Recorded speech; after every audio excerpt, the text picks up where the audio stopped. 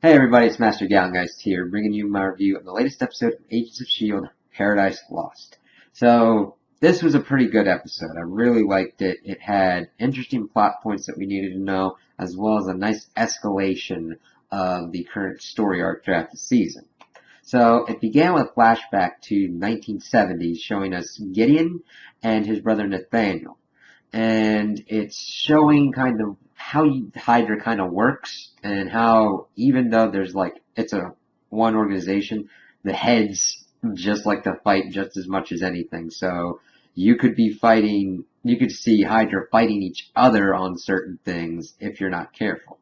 So they were real believers in the stone obelisk sending travelers what they called their sacrifices to the planet to bring back the Grant Ward entity, and they were kind of shaken up when they talked to Whitehall, who was a pretty good villain. Nice to see him come back, and he told them about like how his father was a man of logic, and even though he showed that he had faith in it, he stacked the deck in his favor with a notched stone, so that way he would know not to be picked for that traveler position. And it was really interesting because you saw the arc throughout, which led on to interesting stuff later into why Gideon is as wary of the Grant Ward entity as he is. And we kind of see a little bit more of what he saw when Charles touched him. He saw his own death, and he's pretty sure it's linked to the Grant Ward entity, but we don't know when or how that's going to happen.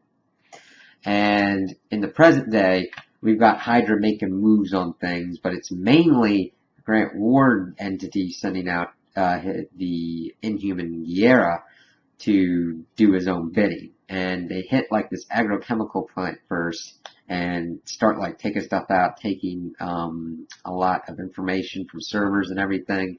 And it's like, what's kind of the deal here? So it kind of split off the teams with Coulson and the majority of the team going to the chemical plant, and Daisy and Lincoln going to this one person who could have information on the Grant Ward entity, because he was let into Afterlife but got kicked out for like stealing books and information. He really wanted powers, but they wouldn't let him. No, really. You could see why as the episode went on, since he's pretty much a crazy mercenary who's really gun happy and really likes landmines. So they get there and they start kind of like conversing. Daisy has to like watch out for a landmine and use her powers to pretty much take him out because she's like, I haven't done this shit. So they get there, they're talking with him, and he's like, well, I'm not going to tell you anything. And I'm like, all right, well, we got a crystal if you want some powers. He's like, why didn't you open with that? Why didn't you open with that? But he also was talking to Daisy about like Lincoln's past and how she's got to watch out for him. And as they're like conversing, he actually brings out a Kree object that is said to control the Inhumans, and that this Grant Ward entity was an original Inhuman, like one of the first ones that had led the rebellion against the Kree, and that after that rebellion, the other Inhumans and humans had to band together to banish that entity. And it's really kind of interesting. We'll have to see how that and Lash kind of combine together to take him out.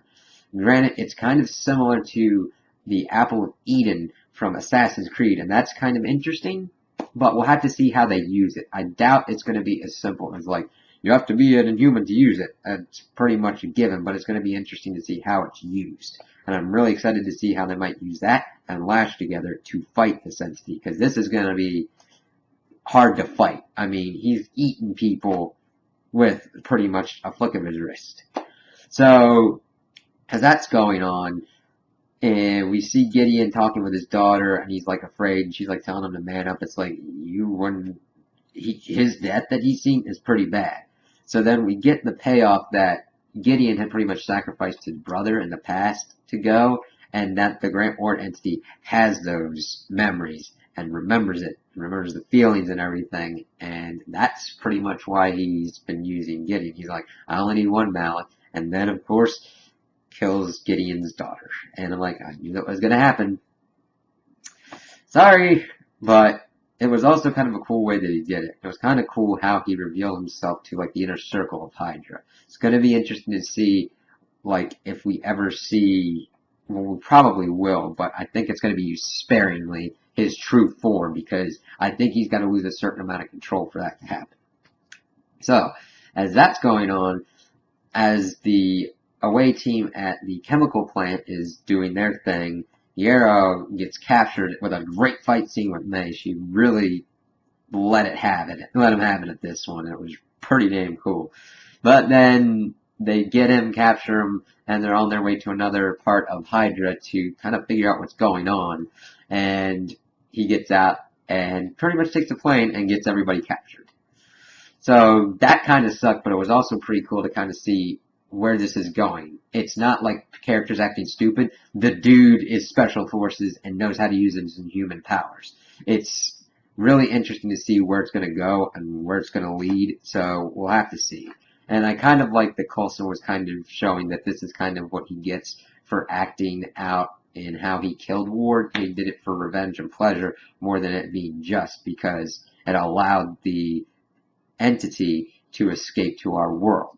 So we'll have to see how he kind of deals with that, even though Fitz was like, you were completely justified in doing it. And be like, well, I wouldn't have let him, for me, I'd have been like, take him through there, get him either on trial or something to take him out, or just drag him through the portal, take him out. Leave no bodies for that thing to get through.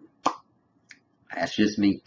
But then we get, towards the end of the episode, more backstory on Lincoln and how he's alcoholic, pretty much, even though it wasn't completely said, but he liked to drink and he has trouble controlling his temper, and that led to his girlfriend and him getting in a car accident and her almost dying.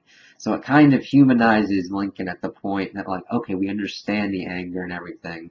And Daisy then also opened up because he said no more secrets, and she said that this is the vision that she got from Charles again, and that was pretty cool that they had a nice connection moment, that it's kind of organically going more than being like, oh, they're two Inhumans, gotta get them together. And it was kind of cool that they're like, okay, our team's captured, we gotta get the Secret Warriors together. So it'll be kind of interesting to see how they all work together in a team dynamic.